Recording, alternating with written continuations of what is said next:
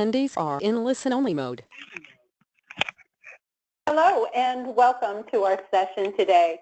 Today we're going to be talking about communicable illness, a little bit about the flu season, and we had a conversation earlier when we were planning this session, and we thought because of all of the impacts of natural disaster that we had seen across the country this year, we would include communicable illness and natural disaster along with this presentation.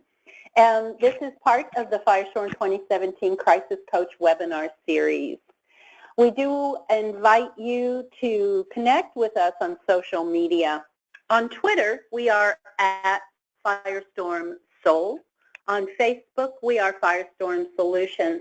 And at any time, if you have a question about this or any other subject that we cover, you can connect with us on social media and use the hashtag CrisisCoach, and we'll see that message and make sure to get back with you as quickly as possible. As always, you can connect with us on our website at firestorm.com as well. Firestorm transforms crisis into value, and we empower you to manage crisis and risk. Our expertise is in crisis management, critical decision support, crisis communications, crisis public relations, and consequence management. We are your crisis coach, managing crisis and risk, following a predict, plan, perform methodology. Now, our attorneys like us to let you know that this presentation is not complete without accompanying oral comments and discussion. Any work product provided by us must be read in conjunction with all guidance given by any national, regional, or local authorities, as well as your company's personal counsel. And the information given and comments made in this webinar should not be interpreted as legal advice or legal opinion.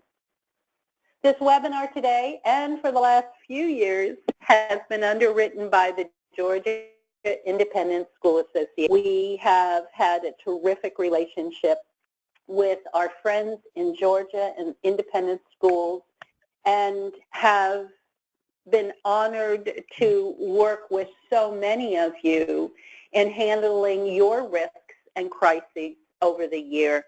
Please continue to reach out to us. We welcome your calls and requests for information. As a matter of fact, I know that there was a presentation this past weekend on the Firestorm program for behavioral risk threat assessment, specifically for the Georgia Independent School Association.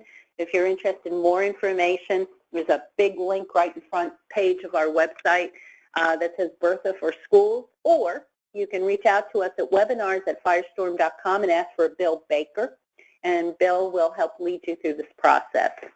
You can watch past sessions and register for new sessions on our website at firestorm.com. And we want to thank again Georgia Independent Schools Association and your leadership and president, Dr. Jeff Jackson. Dr. Jackson has been exceptionally supportive, and again, certainly appreciate that participation. I'm your presenter today. I'm your moderator. My name is Karen Masulo. I'm our Chief Intelligence Officer, and I'm happy to welcome our very knowledgeable guest, Ken Mercer. We have a reason for having Ken on the call today, aside from being one of our Firestorm principals. Ken is located in the Maryland area, but Ken has a very specific expertise that we wanted to bring to the table. So Ken, would you like to introduce yourself and tell the folks why you're here today? Good morning, Karen. Thank you very much, and thanks for all of the Georgia Independent Schools for joining us today. I'm a graduate of the West Virginia University, and I have, a degree in pharmacy. I'm a licensed pharmacist in 3 states, but practice in Maryland. I live in the Baltimore, Maryland area, and I have 3 kids and 2 grandkids. In fact, one of my children is my Firestorm business partner. So some of you may have interacted with Ryan Mercer over the phone in the past few years. I was recently appointed to the Academic Advisory Committee of the Emergency Management Program at the Frederick Community College. They offer a 2-year associate's degree in emergency management. They have both traditional on-campus programs and online programs. So if there's anyone out there who is interested in the emergency management course of study, I'd encourage you to check them out. Feel free to contact me if you need more information. My email address is on the screen. Thank you, Karen. Oh, thank you, Ken. And coincidentally, Ken has another son, a real nice guy named Nick, and he happens to live in my state, in my city. So it's really nice to be able to connect with Ken and his highly skilled family on a variety of issues, and right in our backyard. So how we're going to tee this up today is, for the past few months, 11 or 10, we've covered a variety of subjects with you in a logical way.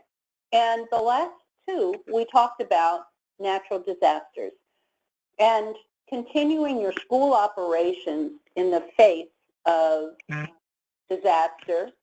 And then we talked about what happens if your building or your structure has been affected and you need to figure out alternate ways to deliver education and to keep your teachers employed and your students safe. And along with that, there were a couple of items that we discussed, and we're going to look at a little more closely today. One of those is what happens when there is a natural disaster in your area and your school becomes the shelter, the place where people take shelter, and how do you security and safety and sanitation and health number one in that situation. And we also talked a little bit about what are your plans in that regard. So we surveyed about 700, and I think it was 750 of you last year, and we said, have you personally read your organization or your school's communicable illness plan?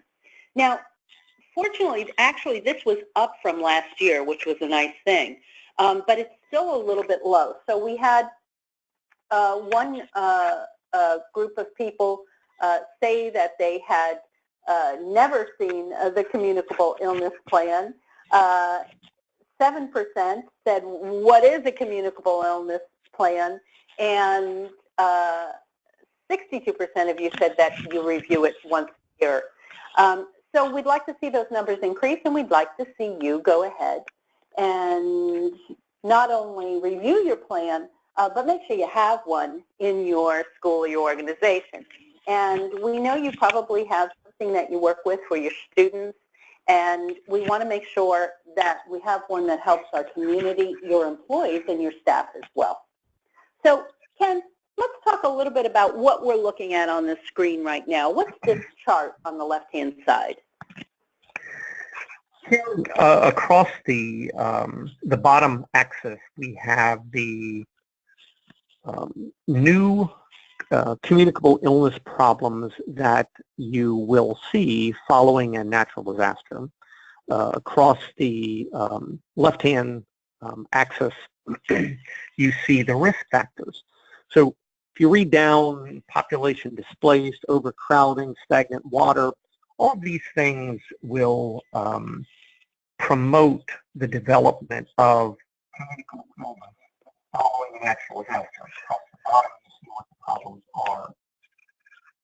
All of this is, frankly, just due to displaced people living in tight, crowded spaces. So you've taken a bunch of people and you've moved them into a really tight community. There is a lack of food, there's a lack of clean water, and there's a lack of general cleanliness. You have broken daily routines. Minor illnesses and injuries worsen when they don't get treatment. And we'll talk about a little later, the damaged healthcare system is not capable of keeping up with the needs of this population. So these minor little things develop into big things. Again, all of these things are kind of endemic following a natural disaster. Thank you, Karen. And you know, during the last significant weather events, Georgia was really affected in a variety of ways. First of all, there was flooding. There were rain events that were ongoing. But also, everybody evacuated into Georgia. Georgia was suddenly overwhelmed with people in hotels, in campers, looking for places to live. So we had waterborne diseases, airborne droplet diseases. We had communicable illness, insect-borne illness. So a variety of situations occurred just from this most recent natural disaster event. And even though it didn't occur in Georgia, Georgia was significantly affected. You know, one of the #1 crises we have across the country in natural disasters is flooding of one type or another, whether it's a rain event or a hurricane event or some water event. Mortality rates are found to increase by up to 50% in the first year post-flood. And after flood, risk of disease outbreaks, such as all of these listed, and particularly in areas with poor hygiene and displaced populations, and we know that's happening. And that displaced population puts extra stress on most likely an already stressed infrastructure. You know, a lot of the little towns in Georgia where people adapt. I'm sorry, I'm getting a bunch of background noise, so if you could just mute your phone, that'd be awesome. So we know that those displaced persons went to very small towns that have very small infrastructures, and that just simply stresses it even more. You have increased trash, increased traffic into facilities, so we know that that's a challenge. And that's going to stress your schools. It's going to stress your teachers. It's going to stress those other people who work within your school environment. And we can't discount psychological distress in folks who have either been impacted by a significant weather event, a significant illness event, or who have been displaced. We see from 8.6 to 53% 2 years post-flood, where we have not only psychological distress, but psychological distress that impacts physical illness or physical ailments. So we're going to look a little bit, again, we're just going to talk just a little bit briefly about the continued effect of natural disasters on your schools and your organizations, on your parents of your students in your community. And I know Ken has some very specific points of view when it comes to some of the critters that come along and carry disease when we're talking about these types of things. And when we're talking about children and floodwaters, we really have a challenge in that the first thing kids want to do is go out and jump around in the water. We had a significant weather event here with Hurricane Matthew, and we had a 1,000-year rain event as well. And everyone wants to go outside right after a hurricane, I don't know why, and look at the damage. And we had standing water. We had an alligator walking across our street in the cul-de-sac. We've had a great increase in our copperhead population. We had snakes coming up where I live on a river. We had snakes coming up from the river. We had rodents coming up from the river. So there were a variety of critters. And Ken, our least favorite, you'd think it would be the snake or the rat, but it's not. It's that mosquito, isn't it? It is the mosquito, Karen. Mosquitoes have been called the deadliest animal in the world because of the diseases they carry. Mosquitoes kill about 1 million people in the world annually. About half of those deaths are due to malaria, and while malaria is not prevalent here, mosquitoes bring a lot of new problems. The photo on the right, when I see that photo, it is piled up trash. It's wet. It is a breeding ground for mosquitoes, rodents, rats, and molds. Molds will significantly impact the respiratory conditions, particularly young and particularly the elderly. Asthmatic attacks are triggered by molds, and if you don't have the things with you that you need to manage that condition, that disease, you're going to have some problems. Thank you, Karen. And, you know, one of the things that we, again, here's that standing water, right, where we know that we can't allow children to play in flood water because they want to. And, you know, I was remembering back to when I was a kid, on the way home from school, there was this huge drainage pipe that we lived on top of a very, very high hill in New York. And at the bottom of the hill, there was this huge drainage pipe. And you could fit, you know, 7 or 8 of us in there. And that's what we'd do. We would just, on the way home from school, we'd sit in there and we'd talk and eat cookies. And it was such a dangerous thing. And no one ever warned us against something like that. So please make sure you do that as part of your education. Additionally, you know, when Ken talks about that right side of the screen, you still have children playing outside now after this situation. And if your children are anything like children I know, they're curious, and they're going to want to rustle around in that stuff. And in addition to mold and critters, there are nails. There are all other kinds of problems. Who knows what's in those garbage bags? So we really have to be diligent in oversight of what happens after a situation like this. We wanted to cover one other natural disaster as well, because this year there have been some really significant wildfire events, but not only wildfire events, we'll say airborne events, because in Harvey, because there were facilities that were evacuated, there were fires in those facilities because of chemicals or other industrial elements that were highly combustible and created some pretty severe secondary events. So we want to talk a little bit about the care that must be taken during something like a wildfire or air event. Ken, do you want to talk a little bit about the best things you can do for children in this regard? Yes. Try to eliminate as much smoke as you can. Try to, you know, stay indoors. And particularly young and the elderly are subject to heart and lung ailments. Individuals with heart and lung problems, again, you've got to have a supply of medication on hand. In some of the photos that you saw, you may not be able to get out to the pharmacy, and the pharmacy may not be open. So it's important to have your supply on hand. You are your own first responder, always.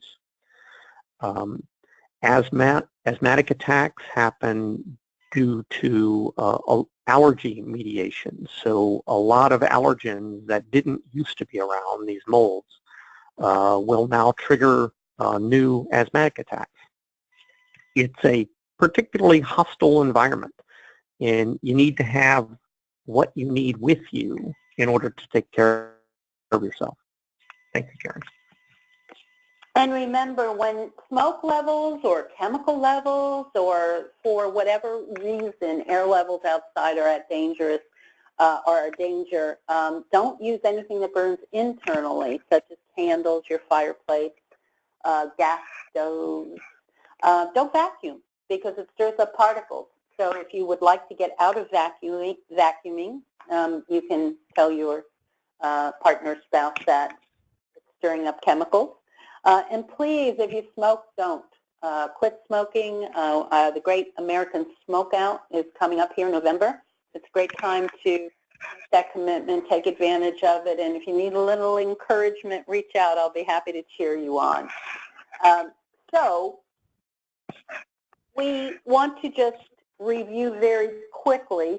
In your schools, we know that you know this better than most, and that is, why do health risks increase after a natural or man-made disaster? And we know that we have to take specific care to look at infectious disease that comes from open wounds, and a minor wound can become a very serious problem in stagnant or standing or contaminated water. We see poisonings and gastrointestinal infections. These can come from insects, animals, droppings, but also contaminated foods because of a loss of power. And so water-borne and communicable respiratory illnesses, breakdown in water sanitation, diabetes-related complications. We want you to be aware of all of these things that can go on, especially if you're in a facility in your school that is being used as a shelter. If you're being used as a shelter, security, sanitation, and nutrition are going to be key factors in your facility. And when you bring students back into the facility, if the shelter is still open, managing that process, as you well know, is very complex. So we need a higher level of due diligence when it comes to our communicable illness plans and planning. You know, this next image is not relevant specifically to schools, but I wanted to show you this because it talks a little bit about the future and how we learn. And especially for those of you who may have visits planned to elder care facilities or do other good works in the community that involve such things, this is an image of a group of folks from an elderly care facility who are being transported, evacuated out prior to a major hurricane event. This was in 2005 for Hurricane Rita. And they hadn't really thought through how they were going to transport people on the tarmac, those who weren't mobile. And so they put them on stretchers, army stretchers, and loaded them onto a luggage carrier.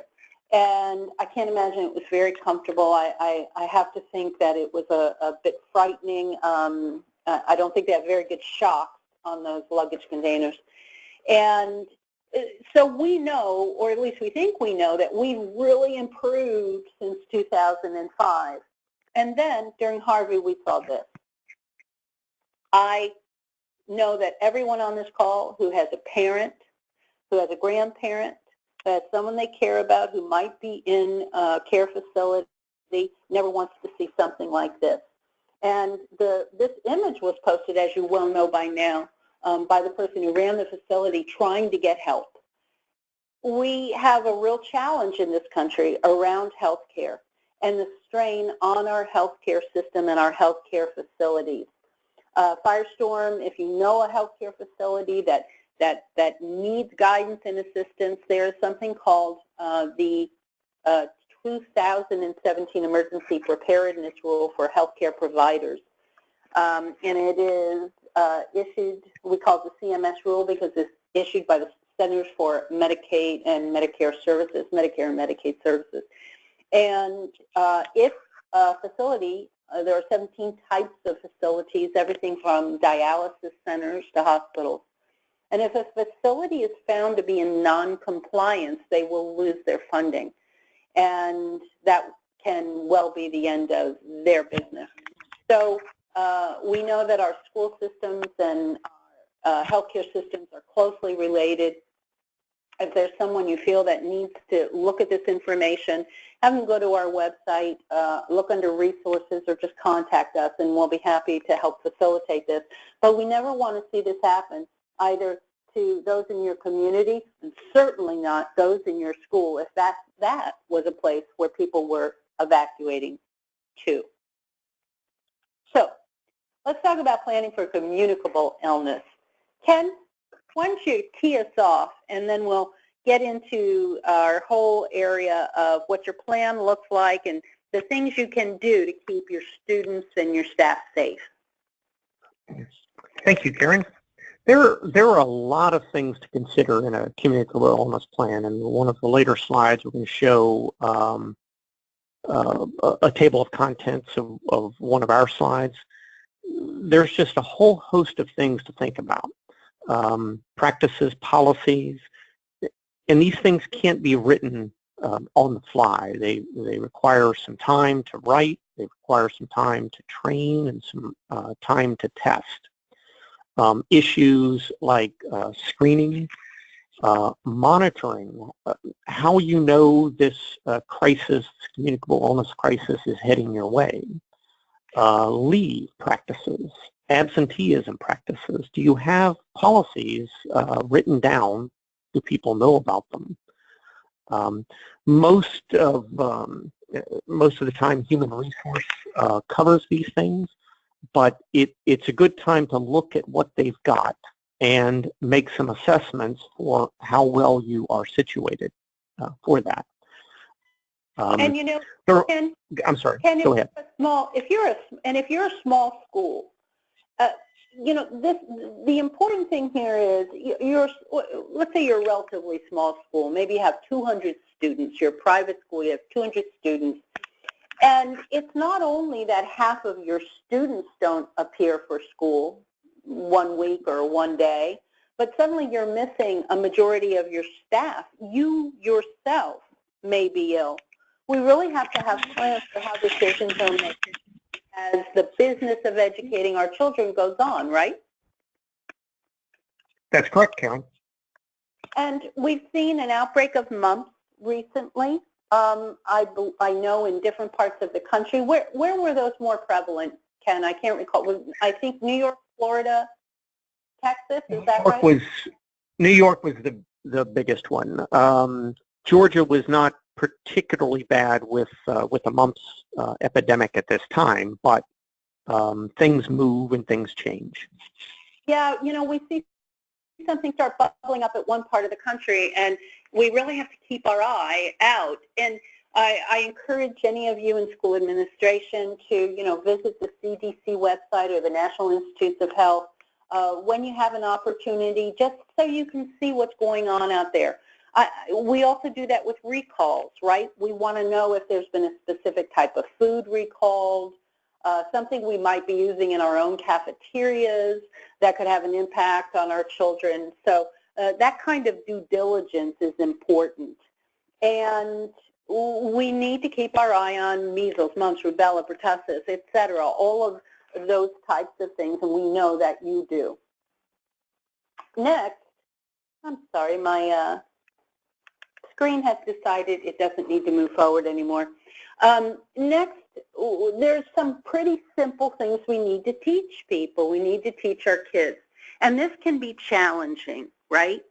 If you're a parent and maybe you're a sole wage earner for your family and your children are not feeling well, you may have a tendency to say, well, just go on to school and go see the school nurse if you don't feel well because I have to go to work today. And we know that that happens. I hope some of you sitting on the phone are shaking your head because we know that that's how it happens, that's how it evolves. We really want to encourage people to somehow figure out a way to stay home when they're sick and avoid close contact with other children or other people. If you're noticing there are children that are sick in your school and you know they have play dates scheduled or other events or sporting events, we need to teach them that the health is more important than perhaps participating. We need to teach our kids to cover their noses and mouth with either a tissue or their sleeve and not their hand. And that's challenging for if the kids go visit grandma and grandpa because that wasn't something that maybe grandma and grandpa were taught. But the thinking on that has changed, so we want to make sure that we're teaching that in the right way. Certainly make the ability to wash hands as often as when water available or using an alcohol-based rub. And so now we have this whole different phenomena over the last 15 or so years where every child in your school has some sort of a smart device, whether it be a phone or an iPad. They're using laptops in the computer lab. They're touching keyboards and mice or mouses. How do you say that, I wonder? We have to give them the ability to keep that equipment, their own equipment and the school's equipment, as clean as possible. And alcohol wipes, lens wipes are exceptionally inexpensive. Make sure they are all over the place and that students learn to use those as a matter of course. I worked, I ran a career center for a while in a previous life, and we had about 200 or so people that were suffered from a reduction in force and were coming to the facility every day to do their job search. And we had job search classes and resume classes, and we encouraged them to bring their children if they needed to, because we wanted them to take advantage of the services. And one person brought her children and plopped them down in front of the computers and let them play on the computers. And within a week, we had an outbreak of pink eye of everyone who was working and trying to find a new job in the facility. So we really needed to practice better safety than we did at the time, and we know better now. Certainly, we have to avoid touching your eyes, nose, or mouth. Just stop and clean and disinfect everything frequently. So let's not hand people our smartphones after we've just sneezed on them. And I know that sounds disgusting, but those are the kinds of things that we really have to think about when we're talking about communicable illness. And Ken, washing your hands is one of the easiest and best ways to prevent disease, correct? Washing your hands is the best way to prevent disease. I want to make one point on the previous slide to alcohol-based hand rubs. It's a good idea to have a bottle of that in your go bag. You can't wash your hands with soap and water everywhere, and those alcohol-based hand rubs do work well.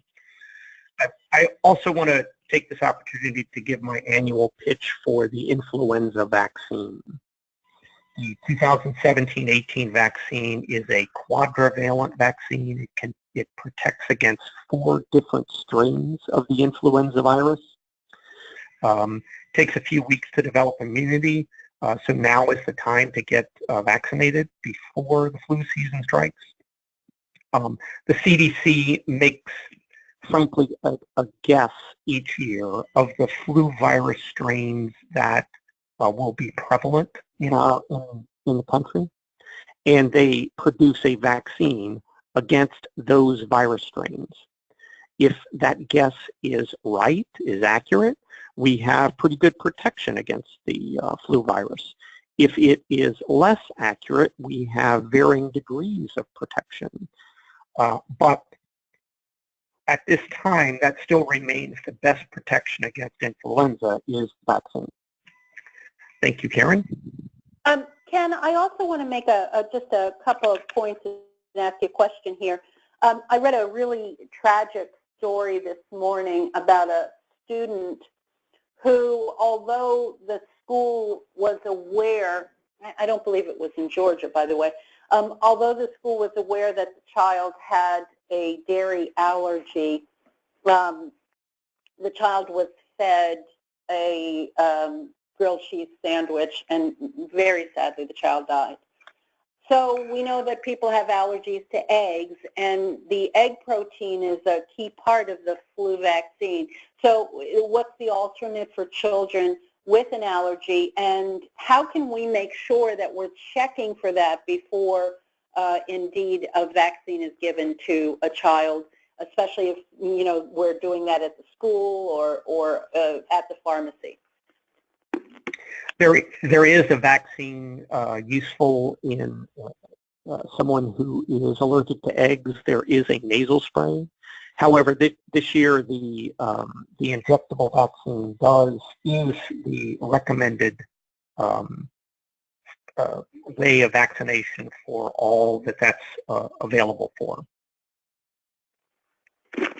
And have you personally, I'm just curious, I hadn't thought about this before, have you ever personally gone on site to a school or another facility, or have you worked only in the pharmacy in the hospital? Primarily hospitals. Primarily hospitals. Yeah. Thanks. I was curious. I just realized I had never asked you that question. So, Ken, could you speak a little bit to this slide as we help our schools move into points to consider when they are thinking of how they're going to educate students, possibly remotely, and any special requirements to get their schools continuing operations through a very challenging time when 50% of their students or staff may be unavailable? This is just one particular set of things we look at in a communicable illness plan. This is a basic thing. A good analysis of what you need and when you need it. Following a disaster, how many staff do you need on site or remotely at home on day 1? How many do you need by day 3, day 7, and so forth? It's a very detailed way of thinking about the process, not just you're going to try to get everybody in at the same time. What do you need to operate? What items of work do you need to operate? How many PCs do you need? Do you need a copier? If you were relocated to a new location, do you have a copier? Be better to think about that in advance than have to find it when you are displaced and moved. All of this is thinking about, in a very detailed fashion, what you need to continue to operate and when you need it. Thank you, Karen. Oh, thank you, Ken. And if you're trying to figure out how to relocate your students and work in some remote manner, really the time to think about that is today, not when the situation absolutely may occur. And we want to make sure that you have tested whatever the solution may be. And the best thing to do is look to best practices. Reach out to us. Ken will be happy to talk to you, and we can walk you through some of the best approaches and practices to helping support your students and their families. On that note, also, if you are diligent in your personal family life, you're more likely to be diligent in your work and school life. And Firestorm, as you may or may not know, but now you will, has a book, and our 3 founders wrote it. It's called Disaster Ready People for a Disaster Ready America. You can download it for no fee from our website. Just go to firestorm.com under resources, and you'll see the book. And you can also distribute that link to the families of your students to help them become more prepared at home. And that is going to be very helpful, especially if there is a significant event and you know that you have given people the resources. We can also customize that book for you for your school. If you'd like to look into something like that, reach out to Bill Baker, B. Baker at firestorm.com. He can walk you through that process. So as we look at your communicable illness planning, we want to work with you in your school to address a myriad of concerns, such as what are your policies and procedures in case there were an epidemic or a pandemic. And when we look at a plan, we first conduct a benchmark or gap analysis of your existing plan. So remember that slide in the very beginning where we said how many of you have seen your communicable illness plan, and almost had no idea what we were talking about. This is the time to sit down with your teams, your school leadership, and say, okay, it's time we looked at this.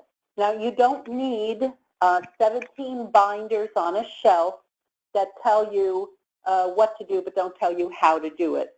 What you need is a simple program customized for your organization, as small or as large as your organization is, that helps people understand how to do what you're asking them to do.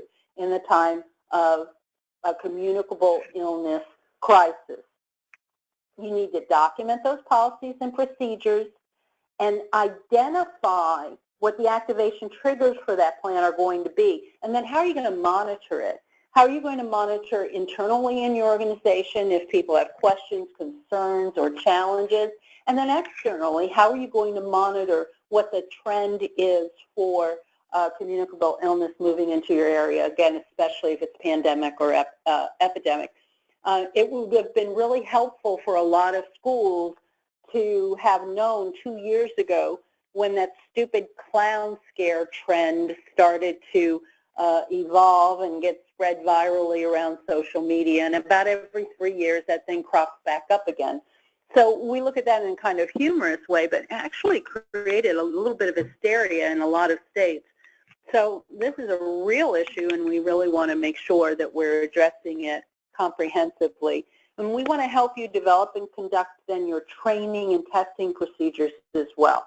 So we don't want to just say, here's your plan, go activate it.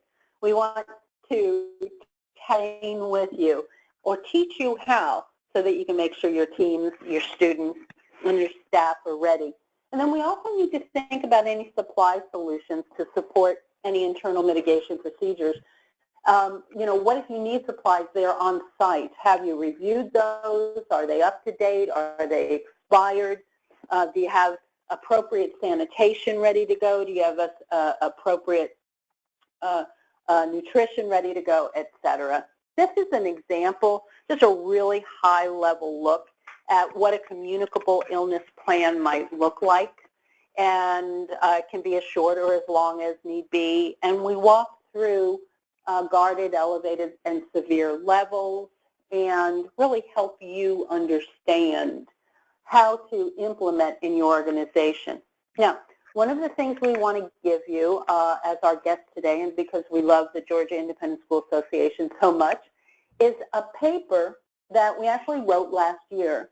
But it is an excellent paper, and it is called Communicable Illness Planning for Communicable Insect-Borne and Epidemic and Pandemic Conditions. And we gathered experts from our expert council and internally, and we put forward a group of questions related to communicable illness and student and staff and teacher policies.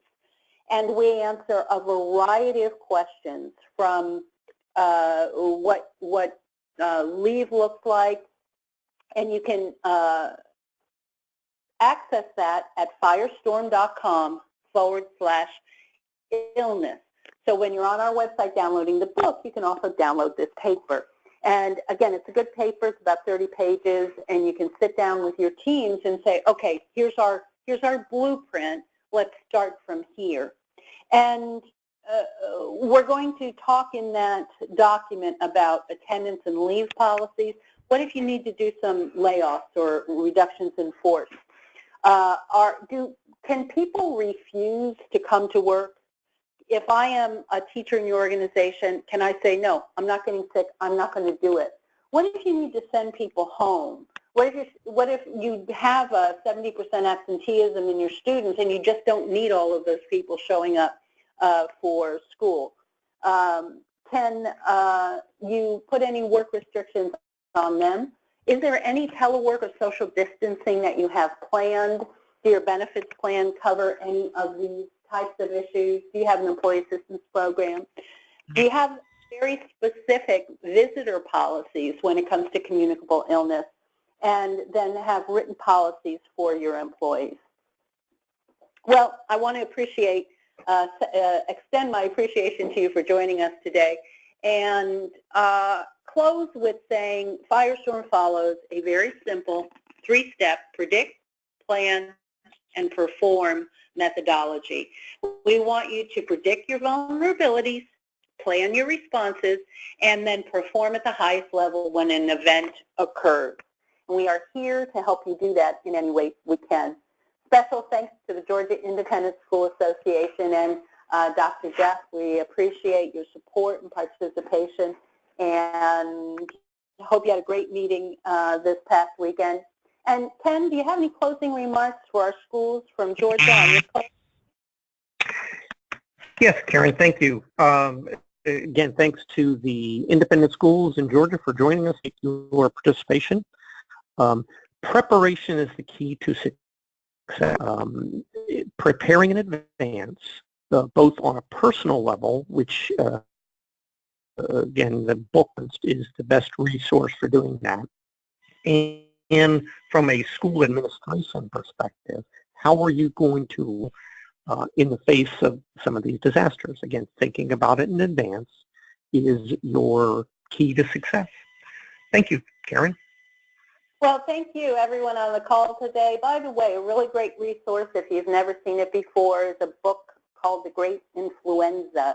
It'd be wonderful to use as a teaching tool with some of your more mature students. If you haven't seen it already, you want to look for that on Amazon or Google that. It's called The Great Influenza. And with that reading note, I will leave you for today. Thank you, Ken. Thank you, Bill, in the background, for being our moderator. And thank you, Georgia Independent School Association, for joining us today. If you have any questions, reach out at webinars@firestorm.com or call us on our 1-800 line, and you'll be able to speak to the lovely and attractive Bill Baker. Have a great day, everyone. This will conclude our webinar for today. Goodbye. Thank you very much. Bye-bye.